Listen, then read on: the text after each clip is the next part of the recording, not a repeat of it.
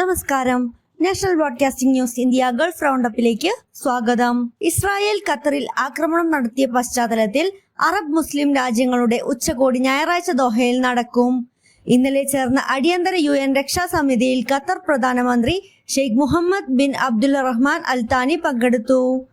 ബന്ദികളെ മോചിപ്പിക്കുമെന്ന പ്രതീക്ഷയാണ് ഖത്തറിനെ ആക്രമിച്ചതിലൂടെ Netanyahu തല്ലിക്കെടുത്തിയതെന്ന് Qatar പ്രധാനമന്ത്രി TV അഭിമുഖത്തിൽ പറഞ്ഞു. ബന്ദികളിൽ ഒരാളുടെ കുടുംബവുമായി ന്യൂയോർക്കിൽ താൻ നടത്തിയ കൂടിക്കാഴ്ചയിൽ വെടിനിർത്തൽ ചർച്ചകളിലാണ് ഏക പ്രതീക്ഷയെന്ന് അവർ പറഞ്ഞതായി അദ്ദേഹം വ്യക്തമാക്കി. ഈ പ്രതീക്ഷയാണ് ഇസ്രായേൽ പ്രധാനമന്ത്രി നെതന്യാഹു തകർത്തത്. മൂല്യത്തകർച്ചയിൽ രൂപ വീണ്ടും റെക്കോർഡിട്ടപ്പോൾ നേട്ടമാക്കി പ്രവാസികൾ. ഒരു ദിർഹത്തിന് 24.04 പൈസയാണ് ഇന്നലെ ലഭിച്ച മികച്ച നിരക്ക്.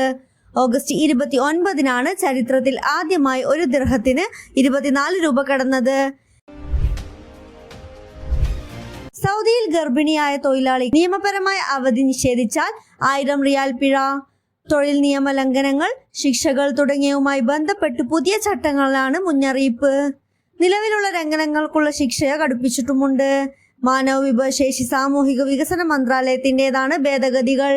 മന്ത്രാലയം ആവശ്യപ്പെടുന്ന ഫിനാൻഷ്യൽ ഗ്യാരണ്ടിയുടെ അഭാവം, അനുമതി ഇല്ലാതെ പ്രവർത്തിക്കൽ തുടങ്ങിയവ നിയമലംഘനങ്ങളായി കണക്കാക്കും. പരിമിത ത്രിപാഠിയെ കുവൈത്തിലെ പുതിയ ഇന്ത്യൻ അംബാസഡറായി നിയമിച്ചു. 2001 ഇന്ത്യൻ ഫോറിൻ സർവീസ് ഓഫീസറായ പരിമിത ത്രിപാഠി നിലവിൽ വിദേശകാര്യ മന്ത്രാലയത്തിലെ ജോയിന്റ് സെക്രട്ടറിയാണ്. കുവൈറ്റിലെ ആദ്യ വനിതാ ഇന്ത്യൻ സ്ഥാനപതിയാണ് പരിമിത ത്രിപാഠി. കൂടുതൽ അപ്ഡേറ്റ്സിനായി കാത്തിരിക്കുക. National broadcasting news India. നന്ദി.